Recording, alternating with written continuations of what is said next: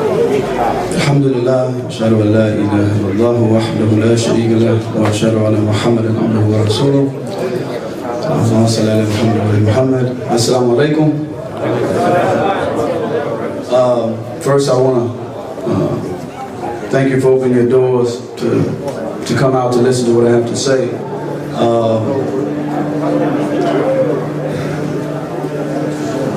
I just talked to a group of Muslims earlier, so I hope that my repeating myself on some of these things, you can bear with me. I'd like to give you just a brief history about my life, and then from there go into some things I think that are important for me. Again, my name is Mahmoud Abdul Rauf. I'm from Gulfport, Mississippi, and I was born in a single-parent home, and I was born in conditions kind of like many in America and many throughout the world, where I was surrounded with, you know, the prostitution, the drugs, low-income family. My mother had an 8th grade education, and because of that education, she wasn't able to provide us with the educational structure that we so needed. And because of that, early on in my life, junior high school, I was labeled as slow in learning. And I'll get into some of that, inshallah, a little later.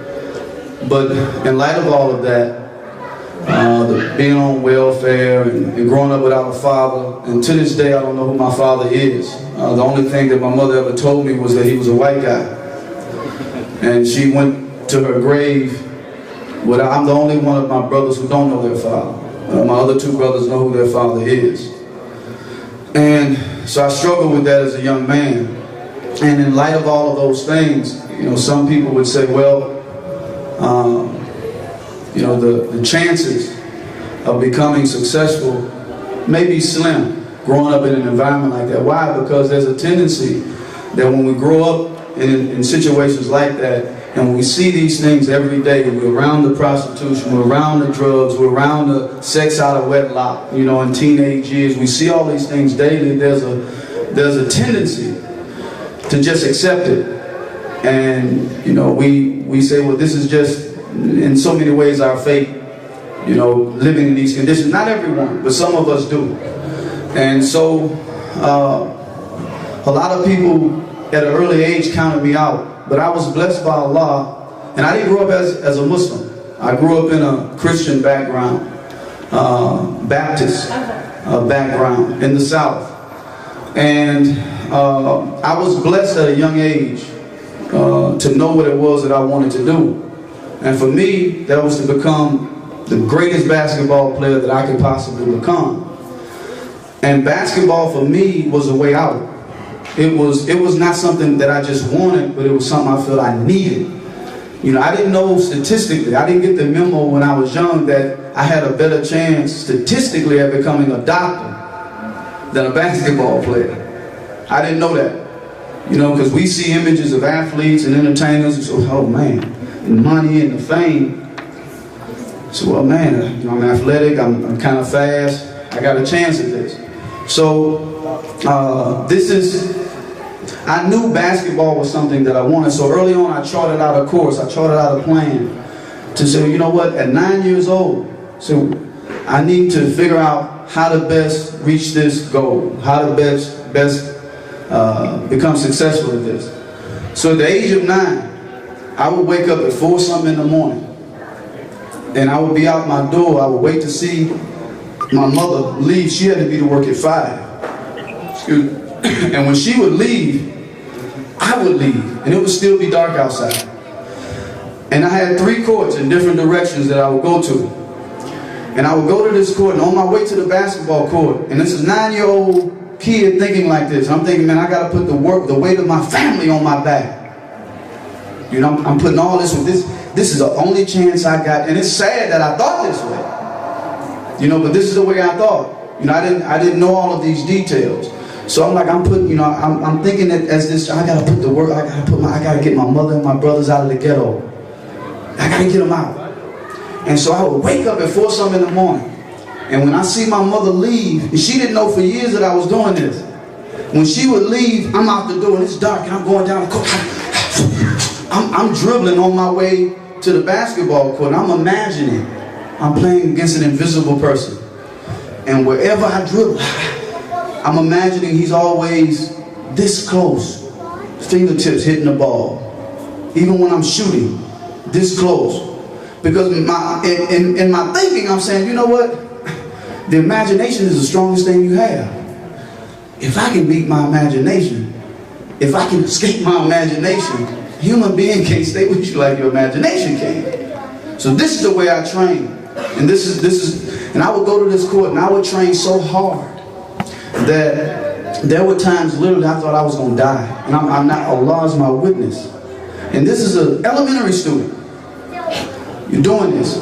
And it didn't matter if it was hot outside, it didn't matter if it was cold, it didn't matter if it was, I would be getting dressed. And I'm not saying that you have to go to this extreme, but this is how bad I wanted it. This is how I saw myself. You know, I saw myself as basketball was something that I thought defined me, made me who I was. You know, so I used basketball to get notoriety. I used basketball for a lot of things. Because again, I didn't see myself outside of being a basketball player. So I put all my marbles in that basket. And there were days when I would be getting dressed and you would hear the thunder. It would be dark. The rain would be coming down. Torrential rain. And I'm talking about lightning. You hear it. And I'm walking out the door like the sun is shining. I'm oblivious to all of that. I'm unaware of all of that. All I can think about, I gotta make it. I just gotta make it. And I would do that year in and year out. I would come home sometimes, my hands would be frostbitten. Allah's my witness, frostbitten. And I didn't know that you're not supposed to put hot water on cold hands. And I would come in and I'm gonna be dramatical. I really want you to get the picture. And I'm coming in the house and I'm turning on the faucet. And it feels like needles going through my hands. You know, and finally when I get warm, and if we have anything to eat or whatever, I make me syrup sandwiches, sugar water, all of those things. I get warm, I'm back out the door again. I'm training. This is the way it was. There were times I would train so hard, I couldn't catch my breath. I thought I was, and tears would fall. I'm like, oh my goodness, Allah. I mean, I didn't say Allah at the time, but I'm taking this too serious. I need to slow down. You know, and this is how I would constantly train. But Allah is great. Allah is the greatest because what's amazing about all of that, I used to come home. I used to take time out to come home and I would close my blinds. Curtains. We didn't have blinds. Curtains. We didn't have central air and heat, so I put a fan in the window. And I would close it and make it dark. And I would lay down. And they use the word meditate nowadays. I would pray. I would think. I would dream. I would dream big. I would see myself in the NBA. I would see myself doing great things with basketball. And the more I dreamt it, the more it felt like I could touch it. But not only would I dream it, I would go out and I would try to implement it. And the more I did that, by the grace and mercy of Allah, it's like when you decide to do something, when you make a decision to do something, and you move in the direction of that decision, Allah begins to open up doors for you. And I remember in elementary school, I used to play against older guys all the time. I used to envision myself, I would work hard and religiously. It got to the point where I was in elementary and we played a team, Westminster, and the score was 43-46. They won, but I had 42 of our 43 points. One game we lost 36-42. I had all 36. Wow. And then the word, started getting, now who is this guy? Right? And so this is Allah, and I started seeing I started seeing the improvement. I started seeing the notoriety coming. And again, I'm gonna be brief. As I began to play, I move on to junior high school. I'm in the 7th grade, playing for the 9th grade, starting all 3 years, putting up numbers. When I was in the 7th grade, I was playing for the 10th grade AAU team, leading them in scoring 21 a game. But what's interesting is that even before that, when I was in elementary school, And I remember when I decided to do this, I'm gonna go backtrack just a little bit. There was a lady named Miss Cookie. She was an aggressive old lady. She always was looking for talent, trying to place you. And I was playing on the playground, right on the school's campus. And right next door, literally I could throw a rock and hit it, there was a gym. And kids were in there trying out for elementary school. I didn't know it. I was playing with my brothers, 21. Miss Cookie drove up. She said, at the time my name was Chris. Chris, come here. I walked over and said, yes ma'am. She said, go in there and try out. I said, well, Miss Cookie, you have to ask my mother. Yeah. She don't worry about that. You just go in there and try out. She saw something in me. I went in there. I never played organized ball before. And I remember when I got out there on the court, I was dribbling through everybody. I mean, because I'm thinking it's 5-on-5, but I'm thinking game of 21. First one to 21. Coach had to start. He said, hey son, you're going to have to learn how to pass a little bit. And my first game, I had 21 points. And I did it for me. Wow. And so I kept training. So I go through junior high. I get to high school. Before I even enter my high school career, my high school years, I was already labeled as the first team All-State before I played one high school game. There's a lot, okay, this is a lot of pressure. And I'm taking it all in. And I came from a Christian background, so I prayed all the time. Always praying to God, praying and trying to move in the direction of my prayers. Praying, trying to move in the direction of my prayers. Hoping that God will answer my prayers. And they labeled me as the first team All-State. I get into high school. Allah is the greatest. Everything throughout my career that I dreamt. There's an old saying, I think in psychology or whatever, that so as you think it, so shall it be. If you think it hard enough and you move in that direction, it better chance of coming like everything, 90-some% of what I thought about, it happened the way I thought about it. Because I put forth that effort, I kept God first, kept Allah first. And I continued when that mental amnesia sometimes get me. What was I just saying? Put God first. Before that? All-State. I'm going through high school, alhamdulillah, and my high school career, my first year in high school, I averaged 21. My second year, I averaged 32. My third year, my senior year, I averaged 28. We win the state back to back. I'm getting letters from all over the country. Georgetown, North Carolina, you name it. I don't think there's a school that I get a letter from. I go to Princeton, New Jersey. Going into my 11th and 12th grade year. I get invited to Princeton, New Jersey. And I've been working out hard, been praying. I'm in Princeton, New Jersey, the top 110, quote, of the best in the nation. This is my first time ever getting on a plane, ever going out of state. I was nervous, didn't want to fly, don't like flying, but I said, hey, I've come too far to turn back now. I got to do it. So I get on that flight, I go. There's a scout there. They said he's never given anyone a 5, which was the highest score. 2 years in a row, he gave me a 5. And I was coming out of high school as the #1 guard in the nation. 1 year Jordan happened to have been there. Michael Jordan. We're sitting in the bleachers. I'm on the bottom row. He begins to talk to us, talking to us about the NBA, what it's like, how intense it is, and all of that. He picks me out of the crowd, asks me to come on the court. He gives me the ball. He says, young fella, I want you to try to come at me real hard. Give me the best you got. I look at him. I'm not scared. I'm looking at this. This is an opportunity. Because I've been working my behind off. This is my opportunity to see right now if my training is paying off, where I am, where I stand with who they say is the best. I'm going either the 11 or going to the 12. I get the ball. I give him a jab, and I take left. I'm going. I'm moving fast as my feet will let me, like my life depends on it. I can feel him, hear him breathing down my neck. I go up and I reach out to the goal. I can see his hand close. I flip it up, bam, score. The high school's like, oh! And my insides are like, oh my goodness, man. He gives it to me again.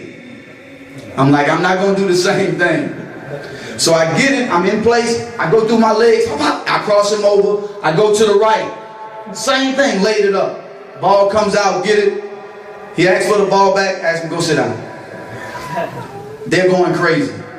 I was going crazy. I was acting like, I was cool. If you saw me, the outside of me looked cool. I was acting like I do it all the time. But inside, oh my goodness, man, I just scored on Jordan twice. And it was easy. Wait till I go home and tell my boys about this. I was excited. But what that did for me, it didn't, sometimes things like that happen, we get relaxed. We feel I'm already there. Can't tell me nothing. That made me want to work harder. Because I wanted that feeling all the time. I wanted to get that feeling all the time. And so, I go through college, getting all of these things. I go through high school. I go to LSU. My first year in LSU, I remember the journalist, he asked me, he says, what do you want your career to say for itself when it's over? I was so serious. You know, I'm coming from a small town in Mississippi. I'm in college now. I'm going to be playing against guys 6'5", 6'6", 6'4", they be stronger, faster, all of that. Jump higher. I looked at him, I said, man, I didn't say man, I said, if I could average 13 points and 7 assists a game for my career at LSU, I think that'll be decent. My first game at LSU, I had about 12, 13, and 7. I said, okay. I met the first game standards. Second game, I had 21. I noticed something though. Man, I said, I have 21 points. And I'm thinking this to myself. I'm like, man, I'm doing the same moves I've been doing since elementary school. I ain't had to change nothing. And they're working. Same old moves. Dale Brown stops me at the door coming in. We lost that game. He says, we're going to need you to score more. I said, Coach, I'll try. My third game, I'm a freshman. I have 48. Fourth game, 36. Fifth game, national television, #1 team, Florida. In Florida, I scored 53. I'm nervous, I'm shaking. I'm on the bus, looking out the window, crying like a baby. Crying. I'm like, man, this ain't supposed to be happening. This is too good to be true. I ain't supposed to be doing this right now. I'm thinking to myself, man, I'm gonna get hit by a truck, plane gonna crash. I know something getting ready to happen to me because this ain't supposed to be happening. We get on the plane, it's raining and thundering and lightning. Normally the plane does this. The plane is doing this, it's moving like this, lightning. I say, I knew it! I knew it. And when we finally landed, I'm getting off the plane. I'm literally contemplating this time. I'm like, man, I was thinking about going to tell a coach. I said, Coach, listen, I want to play, but I don't want to fly. I just want to play home games. But I had to suck it up. I said, you know what? Hey, man, if I'm going to die, I'm going to die. Yeah, but we all going to die, so let me go ahead. I come too far to stop.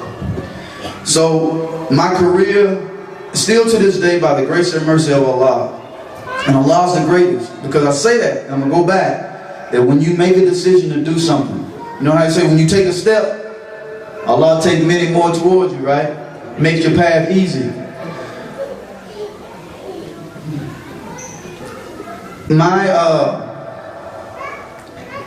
Everything pretty much I dreamt of came true. The same numbers that I put up in high school, 32 and 28, 11 and 12th grade year, I mimicked my first and second year at LSU. In high school, they was asking for autographs. They had to bring security guards sometimes to take me to the bus Same thing that was happening at LSU. I still hold, right now, it's been 25 years, by the grace and mercy of Allah, I still hold the NCAA freshman scoring record throughout the nation. Nobody has broken it. The only person that has come close, 2-3 points, is Kevin Durant, who's in the league. It still stands. When you make a decision, Allah makes it easy. Okay. In LSU, Dale Brown gives me, out of the blue. I talked about my education, not having an educational structure. There was a lot of things I didn't know. You know, I'm in Mississippi and I didn't know anything about the Prince of Slaves, Abdul Rahman, coming out of Timbuktu, you know, and the powerful civilization, Islamic civilization that Timbuktu had. They didn't teach us that. Even though he was right up the street in Natchez. He was enslaved in Natchez, Mississippi, 2.5 hours, 3 hours away from me. We didn't know that. You know, so, you know, there's a lot of things, what was I going to say?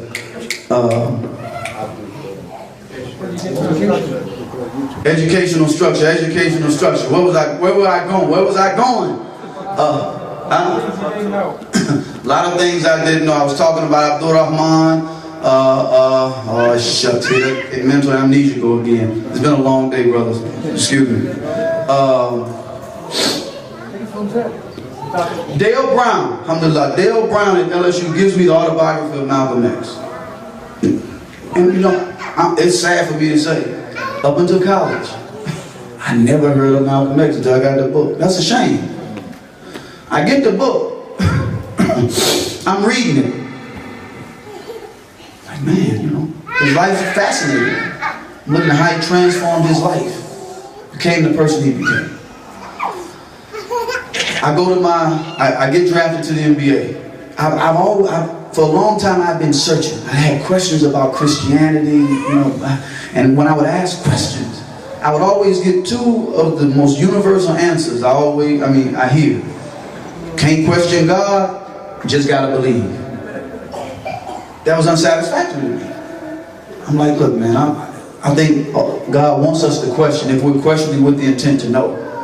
You know what I mean? I really think that. But nobody could give me that. So as I got to the NBA, I befriended this pastor because I was still searching. I was putting crosses in my shorts, crosses on my shoes. I was professing to be a Christian, but really wasn't practicing because my mind was all over the place.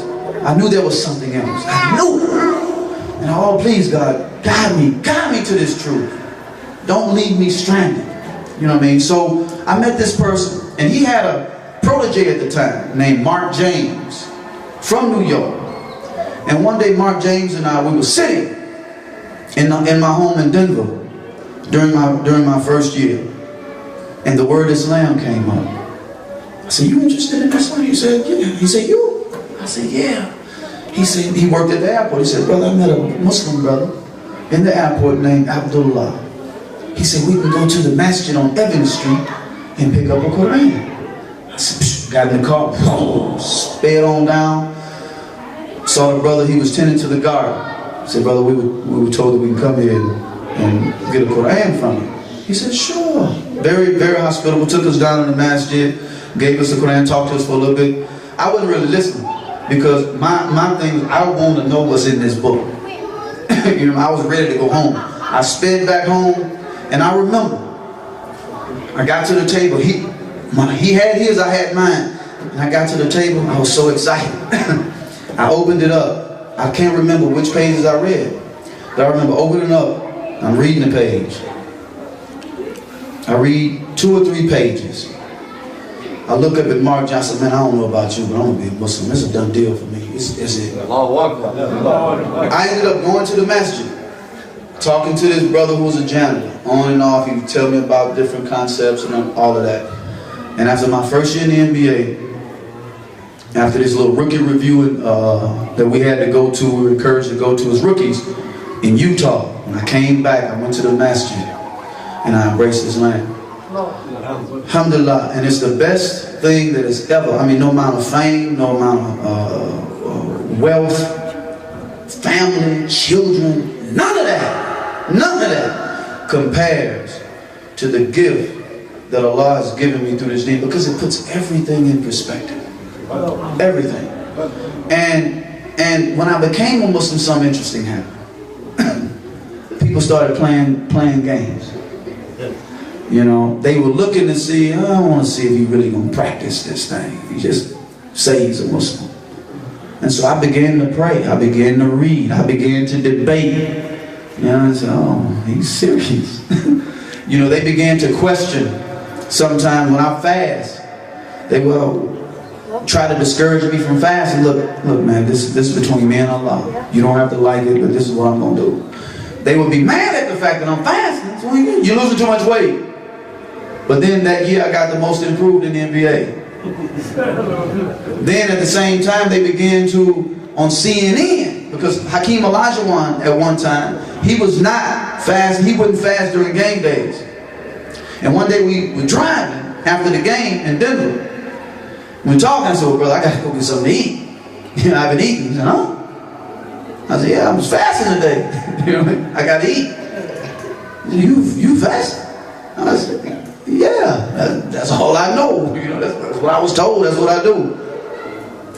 He said, and don't. I said, man, when I fast, I don't know about you. When I fast, I feel more focused. I'm more energetic. I feel great. He's like, well, if you do it, I'm gonna do it. So he started fasting. And one year, CNN, they didn't know they were doing this. They were giving dawah, didn't even know it. But they reported that the Muslims, in particular, Mahmoud and Hakeem, their stats went up during Ramadan. But before they was tripping about, why you don't need to do that, you're going to lose a lot of weight. After that, they ain't have no problem. They were looking forward to Ramadan. I can't wait to see you, man. I can't wait to Ramadan come. You know what I mean? So, but alhamdulillah, but they would play games. You know, you're trying to fast. I mean, you're trying to pray before games. You're trying to pray after the games. They set rooms up for you, trying to rush you. If you're losing games, because I would come in a lot of times. I would pray, then I would come in and catch up, and then wherever he was, I'd follow the game plan. But it got to the point sometimes when we would lose, they would come and say, we got people, they coming in late, you know, but they were referring to me because I was fasting. I mean, I was praying and stuff. But they would play these games. But I'm going to move a little further because, you know, as a Muslim, it's possible, especially for you young people, it's possible, very possible. Islam is so flexible. Islam is so inclusive that you can be a basketball player, you can be a baseball player, and still be at the highest level of your Islam. You never have to compromise that. And the more that you stick to your guns, people gonna try you. It's like Allah says, never will they be satisfied with you until they cause you to denounce your deen. Right? But he says, hold fast to that rope of Allah, right? There's success in that. They wanna try you. Everybody does, but the more they see you sticking to your guns, believe me, they're gonna leave you alone. And that's what usually happens. They just, man, that's Mahmoud, you might as well get up and up. He gonna do what he gonna do. Just leave him alone. As long as he's coming to work and doing what he, leave him alone. So you know, it's possible as a Muslim. Don't ever compromise what you believe in. Yeah, you know, struggle. Look, struggle. We talked about it earlier. You know, I was talking to this lady at LA Fitness, and she said, "You still practice?" I said, "Of course." She said, "Well, I don't follow religion." I said, "Why?" She said, "Well, religion comes from man and man is flawed." I said, well, we don't really believe, we believe that Allah created man in the best of disposition, the best of molds. We don't think he came out flawed. But I do believe that Allah placed us in a world where flaws exist. Because without flaws, we couldn't elevate ourselves. If everybody was perfect, if everybody could play basketball, what need would there be to train? Right? Without hurt, or without hurt, you wouldn't know ease. Without wrong, you wouldn't know right. So we, you know, through flaws, you can elevate. So struggle. It's like if I took, we talked about earlier, if I took a piece of iron and we want to make a tool out of that iron, what do I have to do to it? I have to take that iron and put it through severe heat. I have to bang on it and bend it. in order to mold and shape it into a beautiful tool. Well, that's what struggles do for us, right?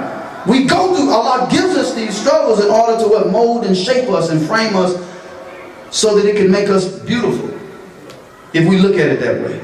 So, you know what I mean? But as I began to read more, you know, the challenge is going to keep coming. You know, as Muslims, we got to welcome them. So, hold on, what are you trying to tell me through this challenge?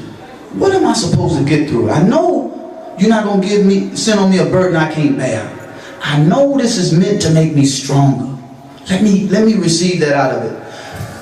What happens later is what ends my career, in a sense. Because I began to develop a conscience. Again, as I said earlier, I grew up without the educational structure that many people need. So there's a lot of things that I felt they cheated me on. Because when I got older, I started reading. I'm like, hold on, man, why didn't you teach me this? Why did I come across this? This is right in front of my wall. Why don't I know this? And I started to be insulted and cheated. Right? So now everything I got and I read, I'm like, I'm trying to read everything. I'm trying to discuss it, right? I don't care no more. You know, you made me mad now. I felt that you cheated me. So I began to read. I began to develop more of a conscience. So one day I stopped. I'm looking at the flag. You know, I'm looking at this symbol. And I'm reading about America throughout the world and its involvement in a lot of places, right? You know, raping resources, killing folks. And I'm looking at this symbol and it's a representation of this. This is me. You got to make your decision, but I'm talking about what I was going through. And I just couldn't see it. I said, I can't do it. So what I began to do for about 3, 4, 5 months, I began to, when the national anthem would come on, I would act like I was stretching, getting ready for the game, because I didn't want to be so obvious, because I'm still trying to figure this thing out. What do I do? Stand, sit, stand, sit. So I'm warming up. Some days it's on. I'm looking around like I'm looking for somebody. I didn't want to be at attention. Right? I didn't want to be a part of that. So one day the assistant general manager comes and said, Mahmoud, he said there was a guy who's been noticing for some time that you haven't been standing. He said, he would like to talk to you. Would you like to talk to him? This is common, I mean, as far as I'm concerned, it's common knowledge. We talk about it all the time on the street level, boom, boom, boom. So I ain't seen nothing of it. So I said, oh, sure, I'll talk to him. After that interview, the next day in practice, after practice, floods of cameras was just there. And I'm sitting here and they're asking me questions. So what do you think about the American flag? Boom, boom, boom, boom, boom. And I give them my answer. They highlight tyranny and oppression. That's the only thing they say. They don't deal with the whole comment, which was a balanced comment. I said, look, it represents tyranny and oppression. But am I saying everything in America is bad? No, there's good that exists. But wherever the bad is, even if it's in Saudi Arabia, as a Muslim, we don't stand for it. That's a balanced statement. Right? But tyranny and oppression, trying to assassinate my character. I got 2 ulcers because of that, because I was holding back. I wanted to say something, I wanted to charge. But I was just holding back. I got 2 ulcers because of that. Just listening to that. I was getting calls from Larry King and people want to come on. And I was contemplating. I just wanted to tell my side of it. Right? And there's a brother that I talked to named Muhammad Alassi in DC. I admire him dearly. And I wouldn't have came back if it wasn't for that brother. And my coming back was in no way a compromise whatsoever. But he told me, he said, it's your decision. He said, either way it goes, alhamdulillah, you're not wrong. You can stick to it, or you can choose another course. And this course won't be compromising. But in actuality, maybe it'll give you the upper hand so that you can still be in that position, in that NBA, and hopefully, inshallah, be able to still be an impact in that environment. He said, once the Prophet ﷺ and some companions were sitting, and a Jewish funeral procession was passing by. And the prophet stood up. And some of the Muslims said, "Prophet, what are you doing? Stand up." He said, "Man, we fight against these people. They kill us, we kill them. What are you standing for?" He says, "I'm not standing for their cause. I'm standing because Allah gave a life and Allah took a life away." He says, so you could stand while the anthem is being played, but not for their cause, and make a dua for those who are dispossessed, who are oppressed, you know, so on and so forth. And I ain't gonna lie, I was so mad when he told me that. You know, because I like to, if something makes sense, I would hope that, you know, it appeals to me and I follow it. But I didn't want to hear that at the time, because it made sense. I want to go and, man, I want to go tell somebody something. And I thought about it, and I had to suck up my pride. And I said, you know what? I'm going to take that. And I knew after that they were going to say it's a compromise, it's a compromise. And they would come, well, I see you compromise, huh? After they fined you 30-something thousand, I said, they never fined me. That's what they told you. They never took anything out of my check. I said, furthermore, I never compromise on my belief, inshallah. I said, I'll do the same thing again. And this is what I told them. But these type of things, when I made that stand, it's like, it's okay to be a Muslim and play basketball, but it's not okay to be a conscientious Muslim to voice your concern about a socio-political or economic situation, because they don't want this type of behavior to catch on. So they have to make an example of it. They ended up trading me that year, right? And this is right after we beat Seattle. We were the first 8 seed, 2 years in a row to beat the first seed, 2 years in a row. We were grown. I mean, we were getting better each year. They broke us up because of that. So I go to Sacramento. I have a history. They started to slowly just erase me from the books. I go to Sacramento. I knew it. Some told me I should have and walked away, because I knew that once I went somewhere else, my minutes were going to decline. Because they can't do it gradually because it's too obvious. So my minutes began to decline. I got less minutes. First time in my career I got DNP. Did not play because of coach's decision. I got a lot of those. Like, wow.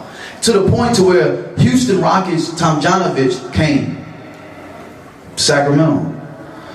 And someone was in the locker room and they came back and told me, they said, man, Tomjanovich was like tripping. He was like, man, why ain't they playing this guy? He said, when we come to Sacramento, we organize our defense around him to guard him.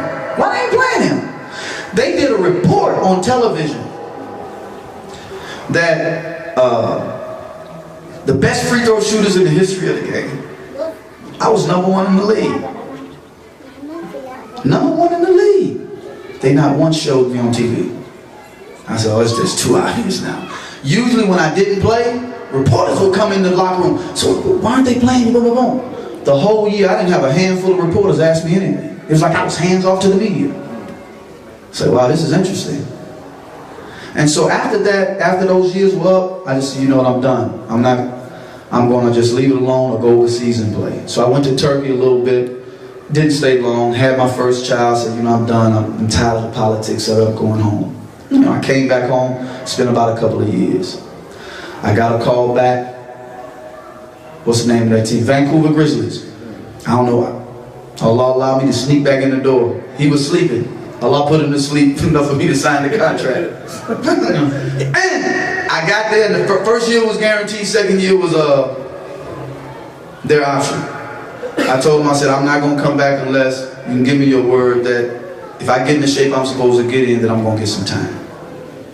I ended up getting into some shape. They wanted to put me on the injured list. I wasn't injured. I was offended.